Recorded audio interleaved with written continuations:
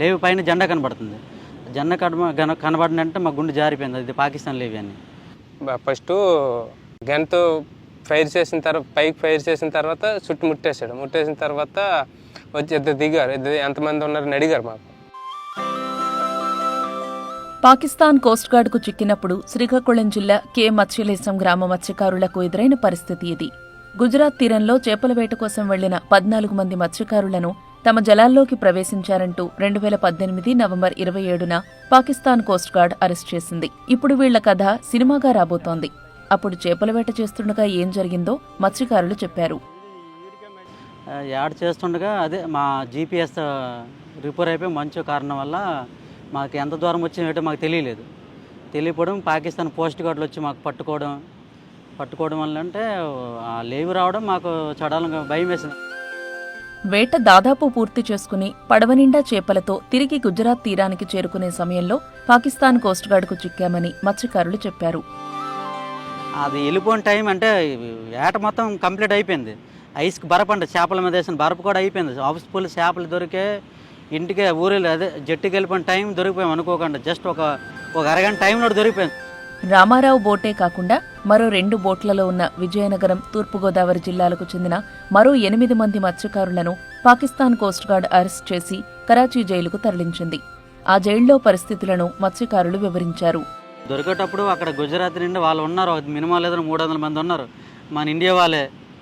వాళ్ళకి మాకే 7 నెలలు 8 నెలలు అయింది, మాకే ఇంక రిలీజ్ రాలేదని అన్నారు. వాళ్ళు చెప్పడం మరికొద్దిగా భయం వేసి ఏడిస్తాం. అక్కడ ఫుడ్ అనేది ఉదయం రొట్టు, మధ్యాహ్నం అంతే రొట్టె తిన్న వాళ్ళకి రైస్ వేసేవారు. చల్లంతా ఉండేది. అది చాలా మంది అయితే చాలలేదు అనేవారు మాకు. అంతే మన మీద అడ్జస్ట్మెంట్ చేసుకుని ఏదో తన మీద ఏదో మాట్లాడుకునేవాళ్ళం. వేటకు వెళ్లిన మత్స్యకారులు పాకిస్తాన్ జైల్లో బందీలుగా మారడంతో వాళ్ల కుటుంబాలు ఎంతో ఆందోళన చెందాయి. నాకు చాలా బాధ అనిపించింది సార్. ఈ పాపకి 3 years, ఆ పాప కడుపులో ఉంది 7 నెలలు.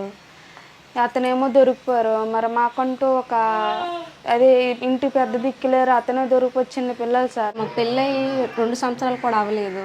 22 మందిలో మా ఫ్యామిలీకి సంబంధించిన వాళ్ళే. చిన్నాన్నగానే మా అయ్య, మా హస్బెండ్, మా బాప కొడుకులు అందరూ ఒక ఫ్యామిలీకి సంబంధించిన అందరూ దొరికిపోయారు. మేము చాలా నరకయాతన పడ్డాం.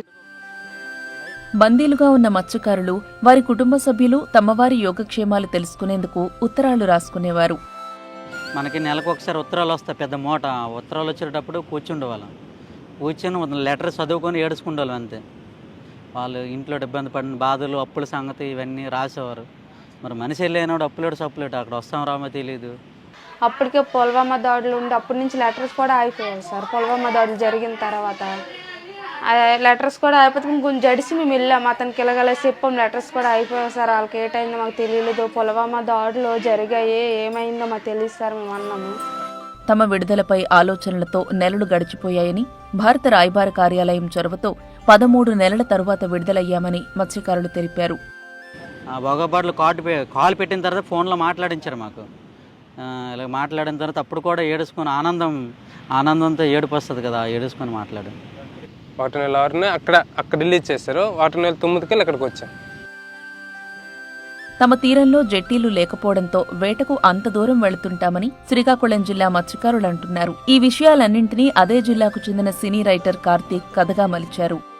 నన్ను కదిలించింది ఏంటంటే ఆ Pakistan India nationality. So single లైన్లో చెప్పాలంటే అండర్లైన్డ్ విషయం ఆ నేషనాలిటీ నన్ను బాగా ఇంపాక్ట్ చేసిందండి. సో దాన్నే నన్ను కదిలించింది రాయించడానికి. నాగచైతన్య హీరోగా ఈ సినిమా తీస్తున్నారు. సినిమా కథకు మూలమైన కె మత్స్యలేశం గ్రామం గురించి తెలుసుకునేందుకు నాగచైతన్య ఈ గ్రామానికి వచ్చారు. ఊరుకొచ్చి క్యారెక్టర్స్ అందరినీ కలిసి వాళ్ళ బాడీ లాంగ్వేజ్ ఏంటి, ఊర్లో టెక్స్చర్ ఏంటి, వాళ్ళ లైఫ్ స్టైల్ ఏంటి, ఇవన్నీ తెలుసుకోవడానికి ఇక్కడికి వచ్చాము.